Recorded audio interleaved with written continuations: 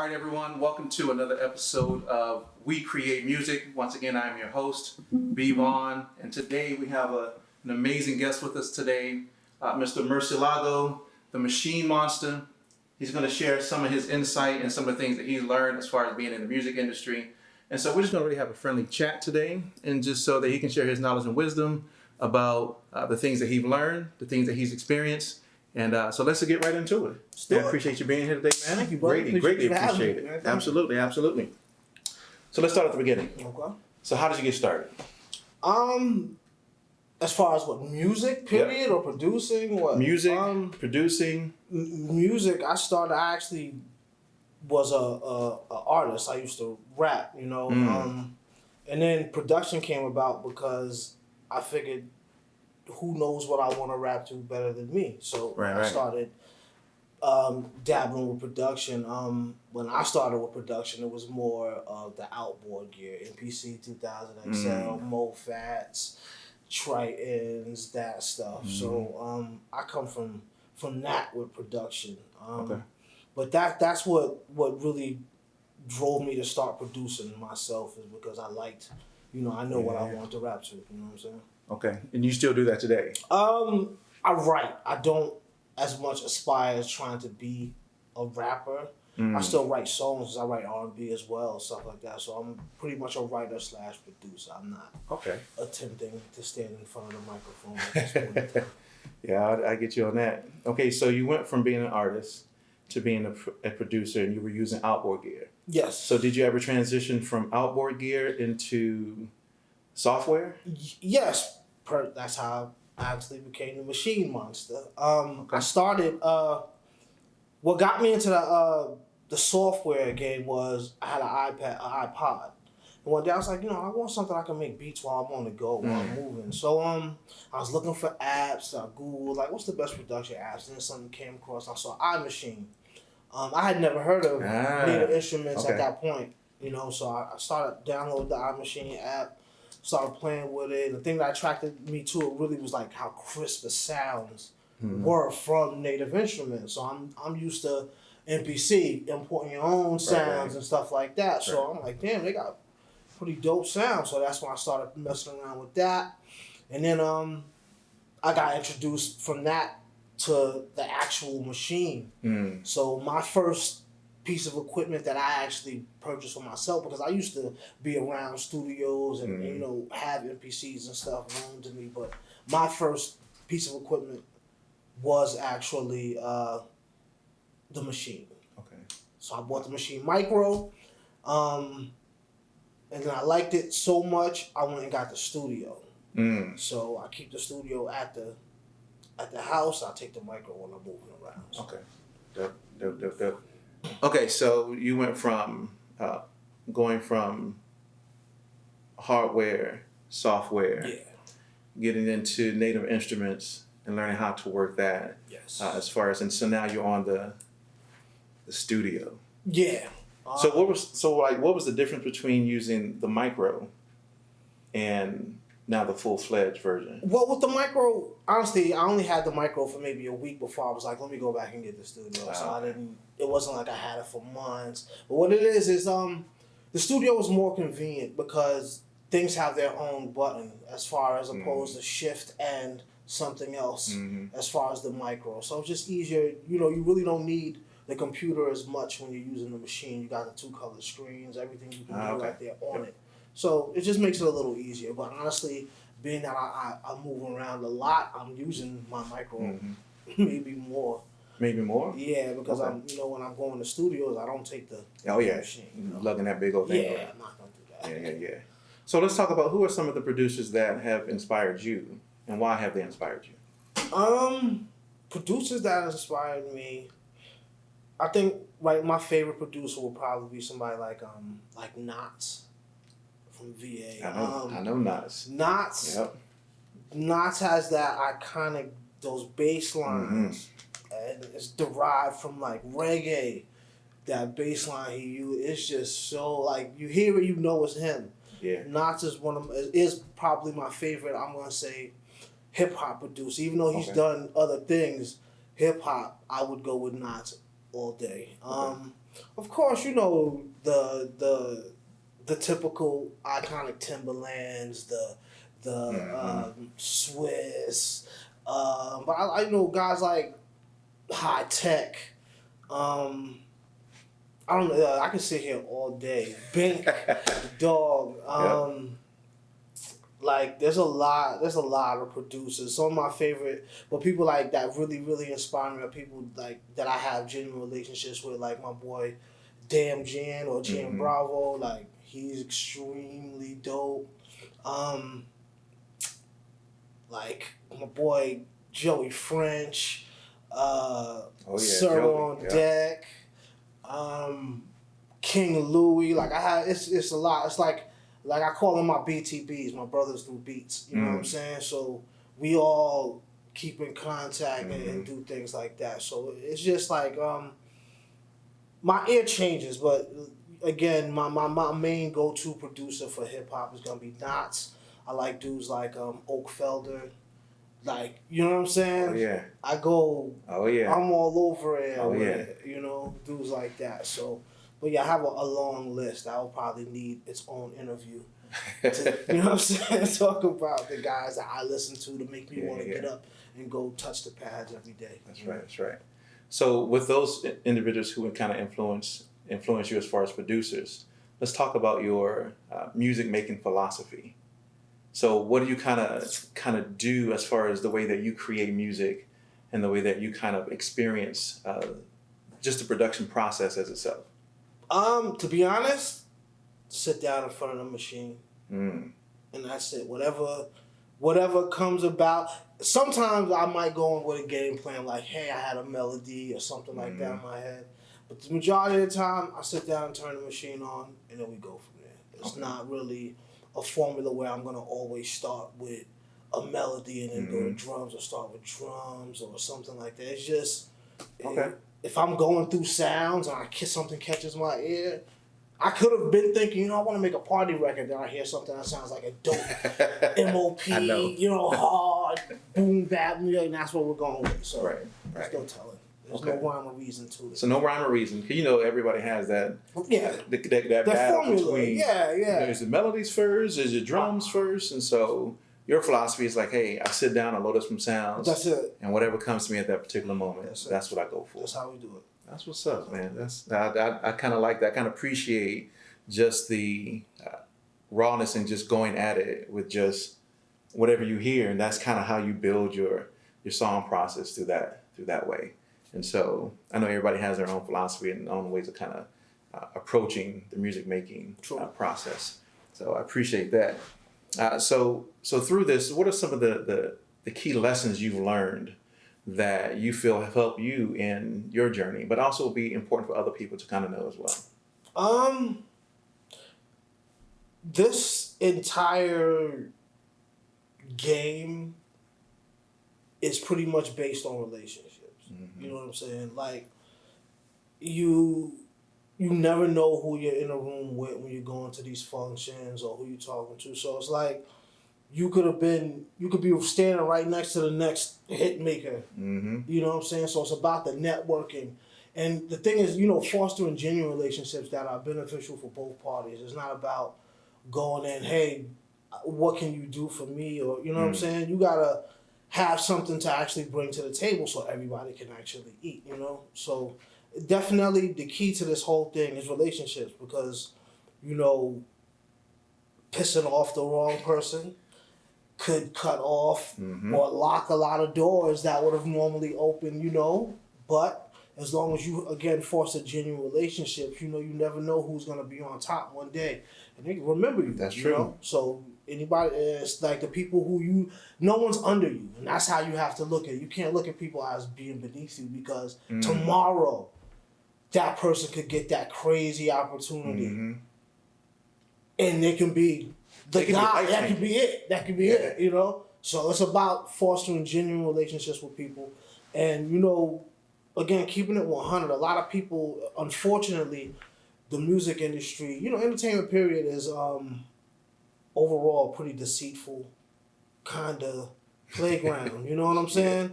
So You know, again, that's why I say it's not just about relationships, just fostering genuine relationships. Because some people will form a relationship with you just so they can do you dirty later on, you know? So it's, again, genuine relationship, good people, try to keep them around you, and try to do your best to you know, always be upfront with people about what's going on. You know, a lot of people in the music industry, or again, entertainment, when you're dealing with money, a lot of people choose to tell you what they want you to know, as opposed to what you should know. So, you know, your goal in this game, of course, you're gonna get.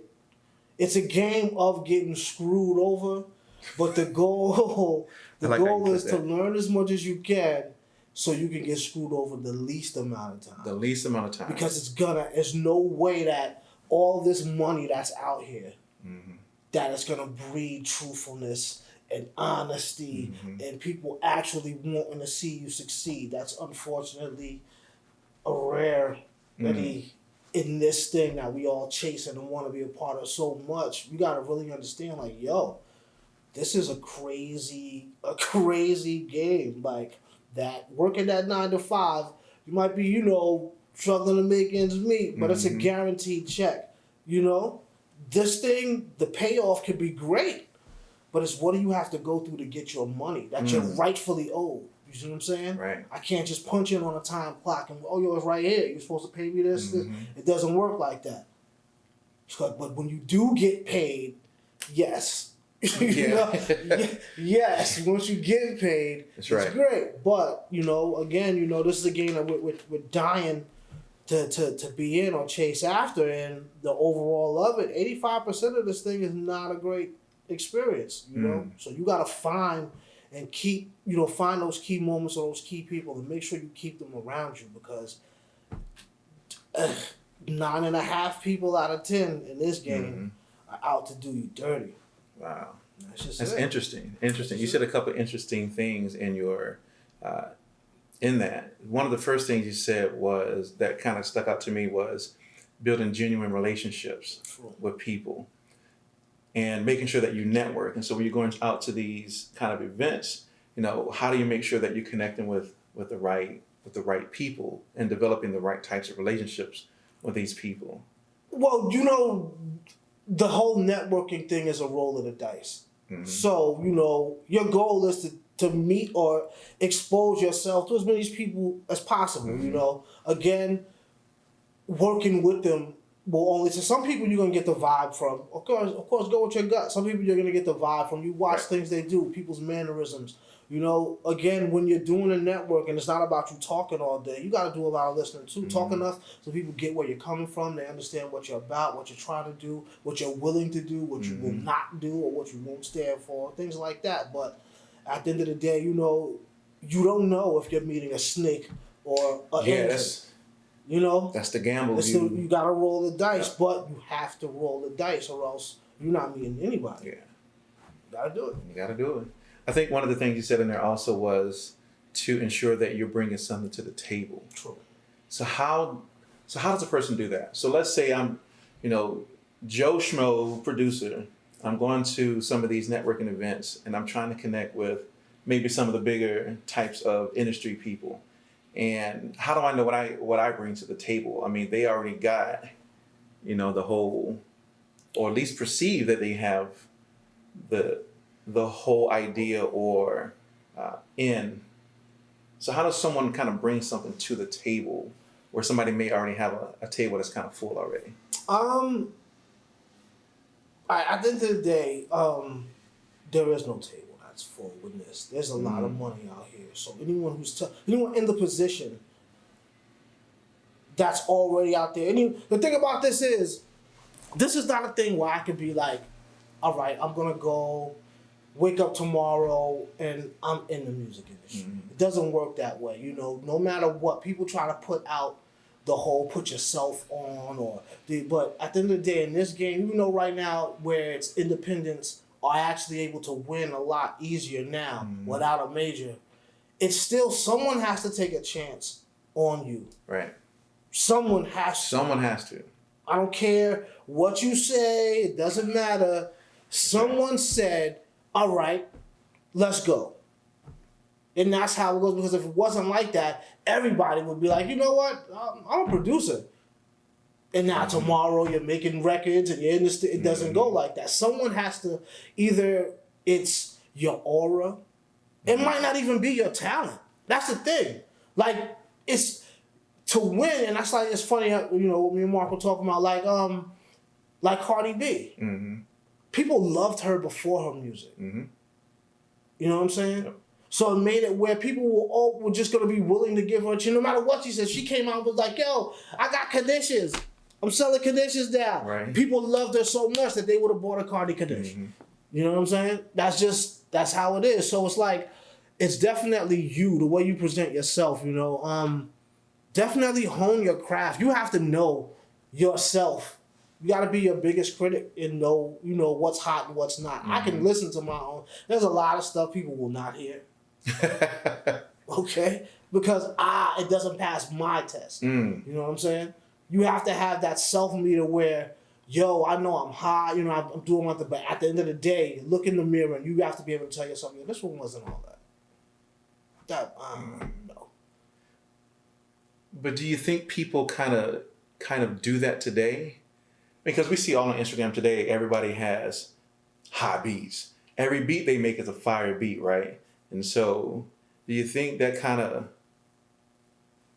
people kind of take that introspective look to say, you know, this one really wasn't that hot?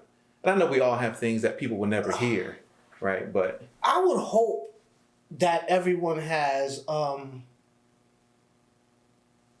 I guess, that self-check meter to be like, to not be so pompous to think that every single thing you do is dope.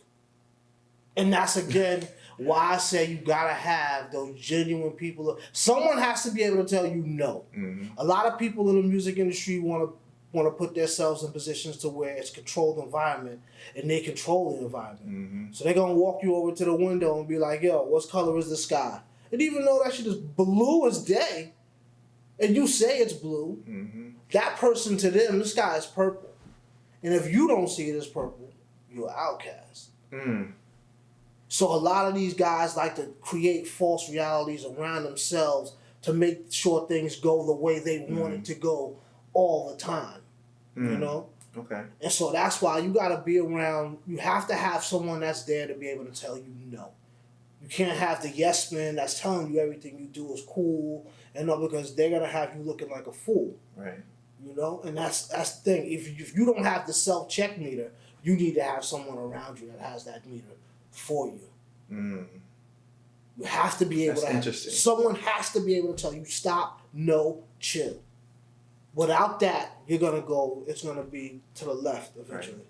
That's interesting what you just said about the sky being blue, and if they say the sky's purple, then they can kind of consider you as an outcast. That's it. So I'm going to ask you the question, do you think that is the stigma today and I know you just gave the example, but does that kind of mindset kind of permeate itself throughout the culture today? Wherever money is, that mindset.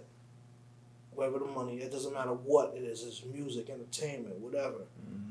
If you don't share that opinion of certain people with power, if you have certain people, if you have your own opinion, that's a problem right there. That's the issue. It's not even what we're talking about. It's the fact that I said this and you actually used your brain to think of something other than what I just said. I have an issue with that. That's how a lot of people look at it. Yeah, I have an issue with that too. See, that's how people, you know what I'm saying? That's how people look at it. So it's like, yeah, I think that if you're my friend and you're telling me a story, because I understand a lot of people tell stories two ways. One, some people might tell you exactly what happened, but that's rare. The average person who tells you a story, especially if they feel something did them wrong, the average person tells you the story as from an aspect of how it made them feel, as opposed to the exact things that took place. That's correct.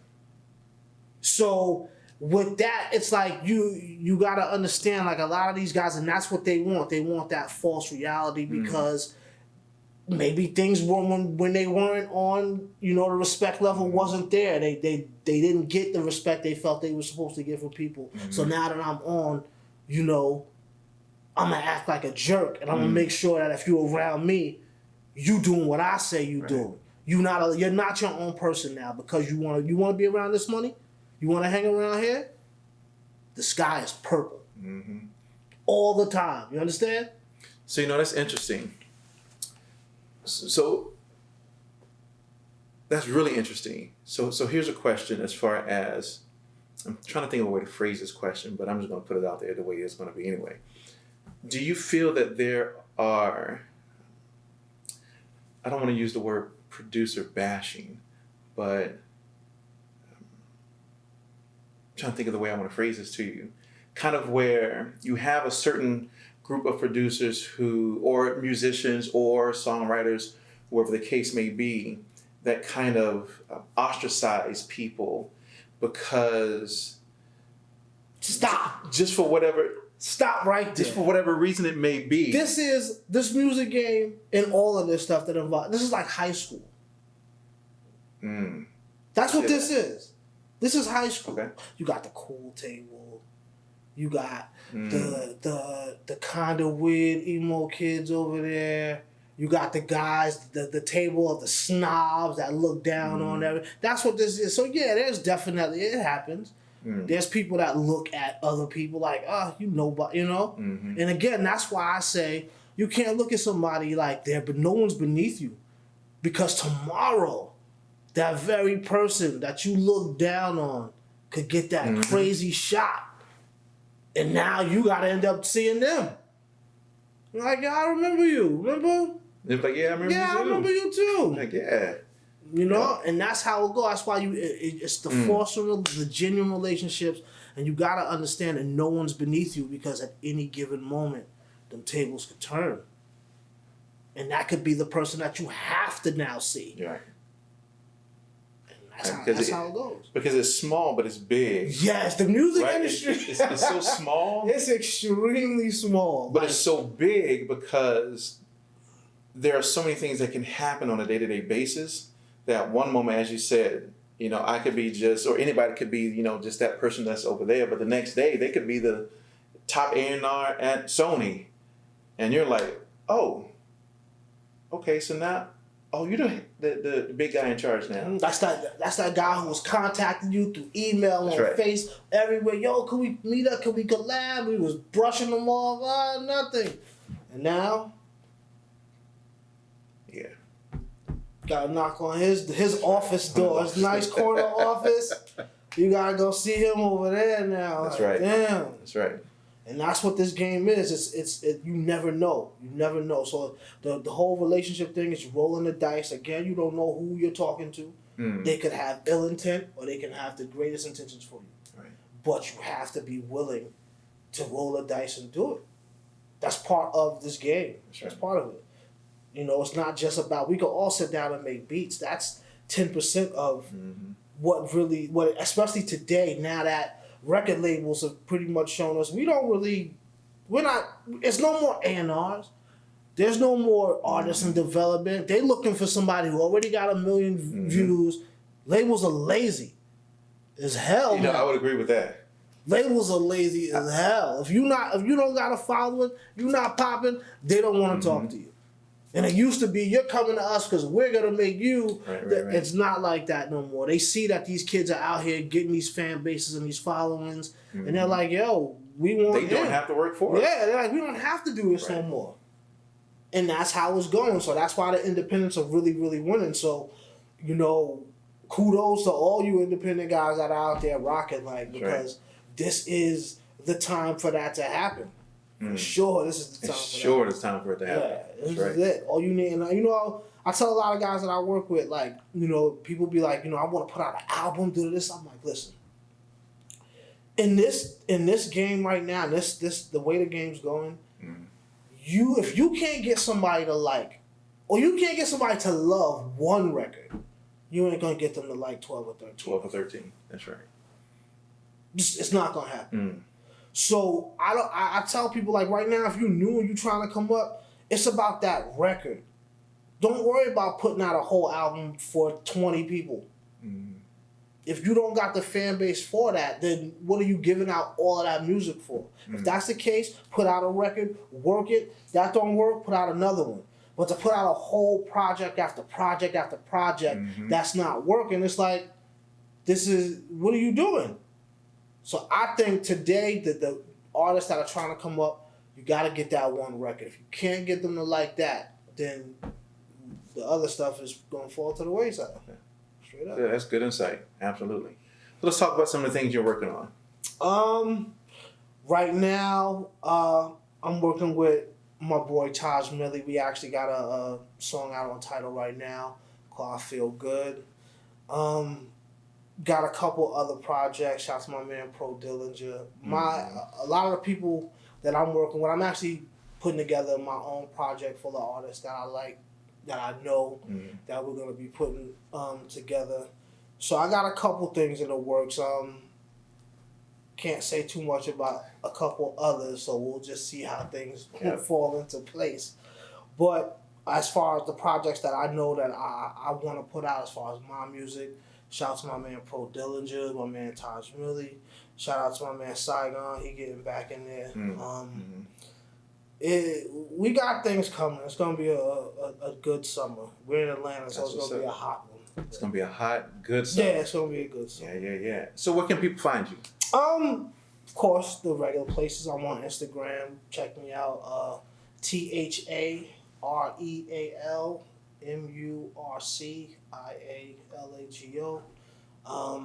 You want to email me? I'm the Machine Monster. THA Machine Monster.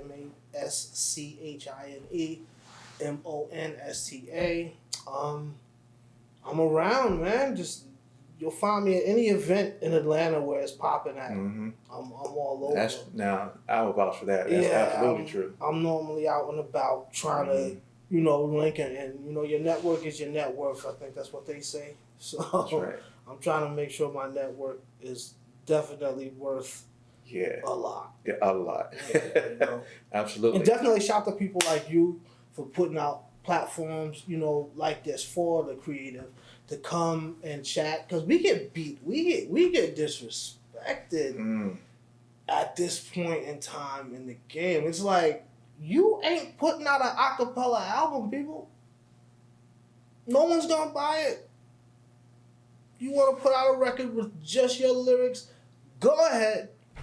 But the way you guys do us nowadays, man, that has to change. That has to change, bro. We're the canvas. You know what? And coming from an artist perspective, and now that I'm on the other side, I totally get it. Like, because we lay the canvas for them. We lay the canvas for it. So it's like, we're a vital key to this. And it's like, we get paid last. We gotta fight you to put our name on the credits. Like, come on, man, stop it. That's right. They want to buy beats without your producer tag, or figure out a way to kind of cover over the producer tag. Man. It's a funny thing. My PayPal works, people. I'm just saying. PayPal works. PayPal is all good. Holla at me. Well, man, I definitely appreciate you being on the show today, man. It's been a great conversation, great insight. Absolutely, man. Absolutely. We got to do it again. Yeah, we need to do this in the lab where we can cook up next time. Yes, absolutely. We'll bring all the gear and come to the lab. Let's do it. Yeah, we can do that. I'm with it. All right, man. Appreciate it. Thank you, brother. One more time. Of course. Absolutely.